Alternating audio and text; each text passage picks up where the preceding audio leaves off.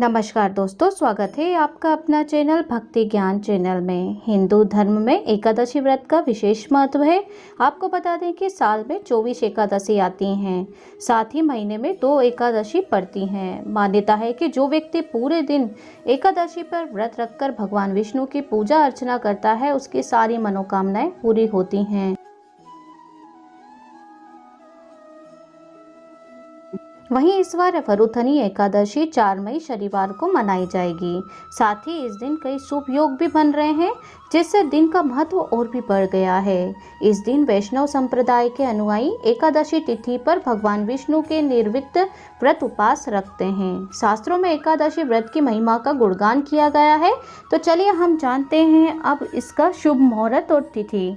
वैदिक पंचांग के अनुसार एकादशी तिथि का प्रारंभ 3 मई शुक्रवार को रात 11:23 से होगा और इस तिथि का अंत होगा 4 मई शनिवार को रात 8:37 पर होगा। इसलिए वरुथनी एकादशी 4 मई को मनाई जाएगी। वहीं वरुथनी एकादशी का पारण 5 मई को सुबह 5:36 से शुरू होकर 8:16 पर होगा। तो इस तरीके से आप इस एकादशी को 4 मई को मनाएंगे। इस तरीके से आप वरुथनी एकादशी का व्रत 4 मई को ही करें। अब हम जानेंगे इसका शुभ योग। पंचांग के मुताबिक वरुथनी एकादशी के दिन पुष्कर योग, इंद्र योग और वेगति योग का निर्माण हो रहा है। ज्योतिष में इन योगों को बेहद शुभ माना गया है। वहीं त्रिपुष्कर और इंद्र योग में पूजा करने का दोगुना फल प्राप्त होता है। अब हम जानेंगे कि वरुथनी एकादशी का धार्मिक महत्व हमारे जीवन में क्या है। तो मैं आपको बताना चाहूंगी कि वरुथनी एकादशी का व्रत रखने से व्यक्ति को भगवान विष्णु की कृपा प्राप्त होती है, साथ ही सुख समृद्धि की प्राप्ति होती है। वहीं वरुथनी एकादशी का व्रत अन्नदान, कन्यादान दोनों श्रेष्ठ दानों का फल मिलता है। वहीं आपको बता दें कि इस बार एकादशी पर भगवान विष्णु के वराह अवतार की पूजा अर्चना की जाती है। तो चलिए अब हम जानेंगे कि वरुथनी एकादशी पर किस तरीके से पूजा करना चाहिए, पूजा विधि क्या होगी। तो वो सब कुछ हम आगे इस वीडियो में बताने वाले हैं।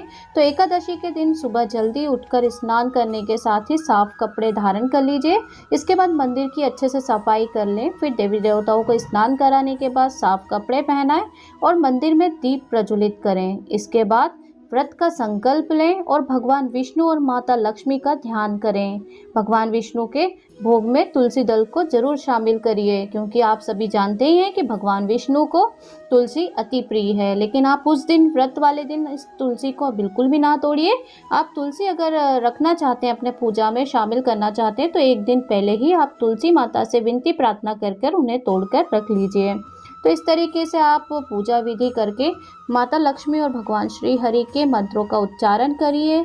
श्री हरि और लक्ष्मी जी की पूजा आराधना करने के बाद आप कथा अवश्य सुनिए, क्योंकि मात्र सुनने से ही कथा का फल आपको अवश्य मिलता है। और आप जो व्रत करने का संकल्प लिए हैं वरुथनी एकादशी का, उसके बाद आप ये कथा जरूर कहिए या सुनिए।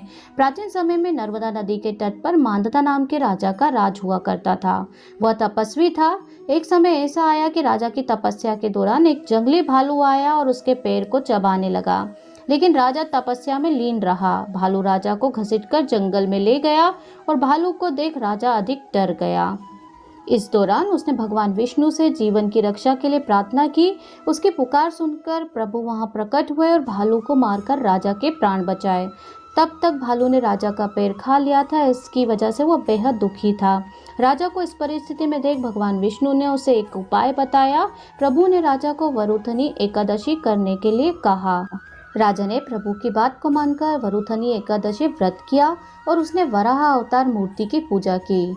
इसके बाद इस व्रत के प्रभाव से राजा फिर से सुंदर शरीर वाला हो गया। मृत्यु के पश्चात उसे स्वर्ग की प्राप्ति हुई। इसी तरह वरुथनी एकादशी की शुरुआत हुई। माना जाता है कि इस दिन वैष्णव संप्रदाय के अनुयायी एकादशी व्रत पर भगवान विष्णु के निर्मित व्रत का उपवास रखते हैं। शास्त्रों में एकादशी व्रत की महिमा का गुणगान भी किया गया है। इस व्रत के पुण्य प्रताप से साधक द्वारा अनजाने में किए गए सारे पाप कष्ट दूर हो जाते हैं, साथ ही अमोघ फल की प्राप्ति भी होती है। बैसाख मास की इस एकादशी को आप व्रत करें या न करें, मात्र आप पूजा आराधना करने, मंत्रों के उच्चारण करने से, श्री हरि और लक्ष्मी जी का ध्यान करने से समस्त सुखों की प्राप्ति कर सकते हैं। इसकी कथा सुनने मात्र से ही आपकी सारी मनोकामनाएं पूरी होती हैं। साथ ही इस दिन कृष्ण ने तुलसी के पौधे को अत्यधिक सम्मान और प्रभुत्व प्रदान किया था। इसलिए हिंदू वार्षिक रूप से शुक्ल पक्ष की एकादशी को विशेष तुलसी की पूजा की जाती है। तो भगवान विष्णु को आप सभी जानते ही हैं कि तुलसी अति प्रिय है, तो आप एकादशी की पूजा में तुलसी की भी पूजा जरूर करिए। एक दिन पहले ही एकादशी से आप तुलसी के पत्ते तोड़ कर रख लीजिए और फिर एकादशी में आप उनका उपयोग कर सकते हैं। साथ ही उनकी पूजा अर्चना भी कर सकते हैं। तो अब हम ऐसे जानेंगे कुछ उपाय जिससे कि आपके जीवन में चल रही परेशानियों को आप दूर कर सकते हैं, आर्थिक तंगी को दूर कर सकते हैं। साथ ही अगर आपके जीवन में संतान का सुख नहीं है तो वो भी आप इस एकादशी को व्रत करके भगवान से अपनी कामना पूर्ति करने के लिए विनती कर सकते हैं। तो अब मैं आपको जो उपाय बताने वाली हूँ वो उपाय आप करके अपने जीवन में सुख संपत्ति साथ ही संतान सुख की प्राप्ति कर सकते हैं। तो वहीं अगर आपके काफ़ी प्रयास करने के बाद भी संतान की प्राप्ति नहीं हो पा रही है तो आप इस एकादशी पर गोपाल सहस्त्र नाम का पाठ करिए। ऐसा करने से आपको संतान की प्राप्ति के योग बनेंगे और आपके जीवन में संतान सुख मिलेगा। अगर आपके जीवन में कोई कठिन से कठिन समस्या का निवारण आप नहीं कर पा रहे हैं, बहुत समस्याएं हमेशा चलती रहती हैं जिसका के कारण आप अपने जीवन में काफ़ी दुखी हो चुके हैं, तो इस दिन आप गजेंद्र मोक्ष का पाठ करिए। ऐसा करने से आपको सभी परेशानियों से मुक्ति मिलेगी।